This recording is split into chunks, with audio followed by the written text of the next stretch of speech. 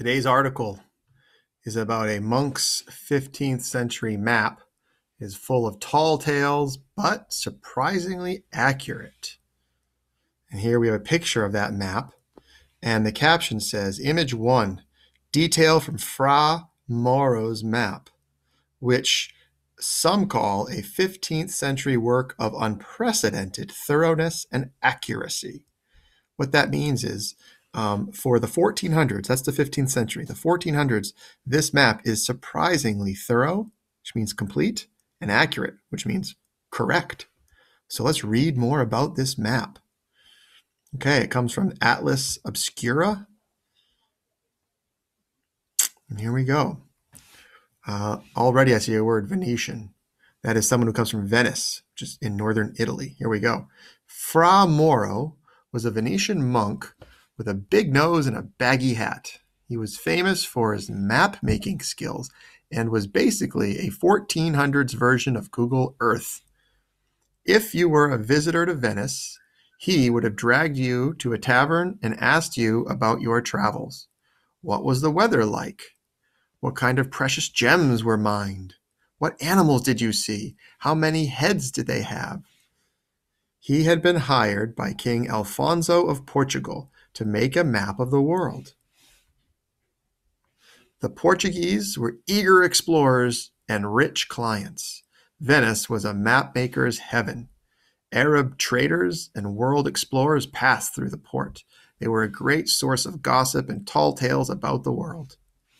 Crowdsourcing a map had never been easier. That means getting together a lot of people and combining their information and knowledge.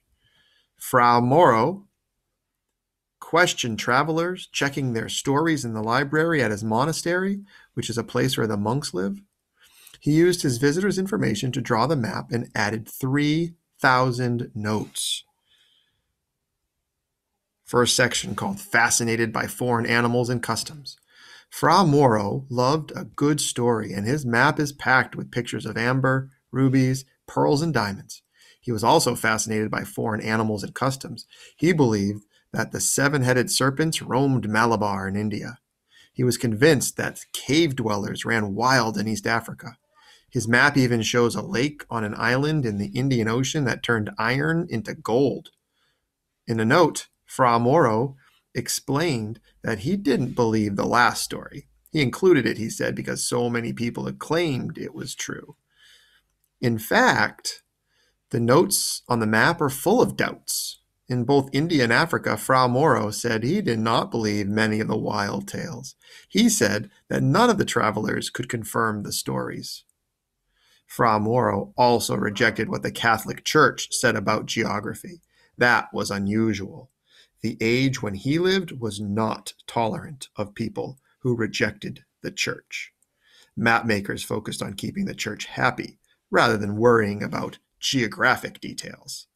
Maps from that time period showed the location of Noah's Ark. By contrast, Fra Mauro focused on real geographic details, even if they conflicted with what the church believed. Now let's pause and take a look at this picture of the map. We can see here it says Image 2, some of the thousands of annotations, those are notes, on Fra Mauro's map.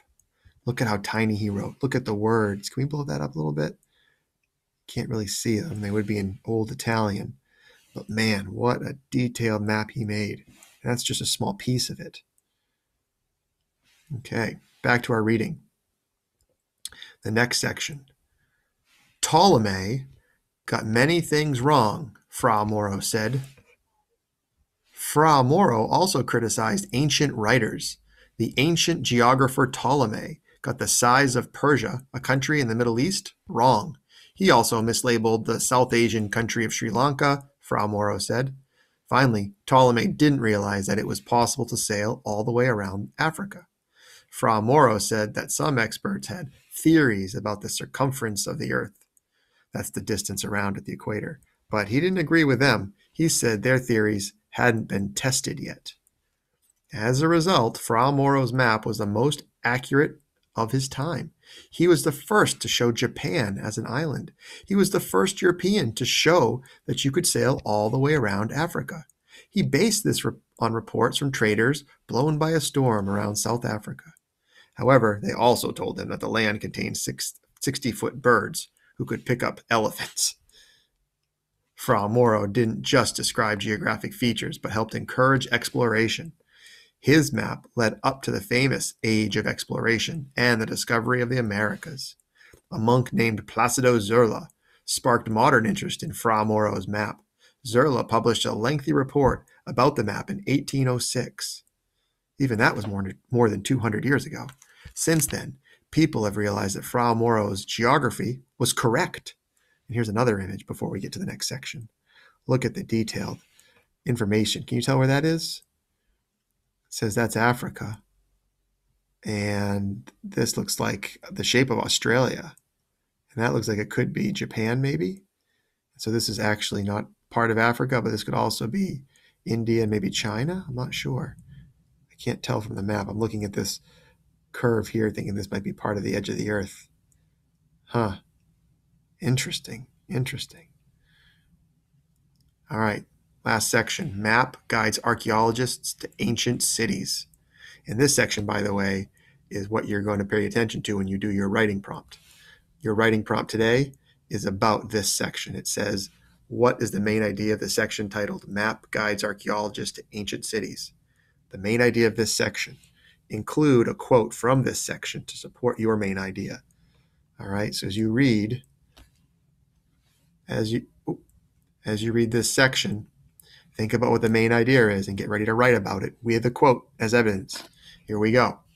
The map is accurate enough to guide researchers to archaeological sites. For example, Fra Mauro mapped Ethiopia in surprising detail. He showed ancient cities that later scholars said didn't exist. They were wrong. In other words, Fra Mauro was right. The cities he showed were there, even though the scholars said no, they aren't.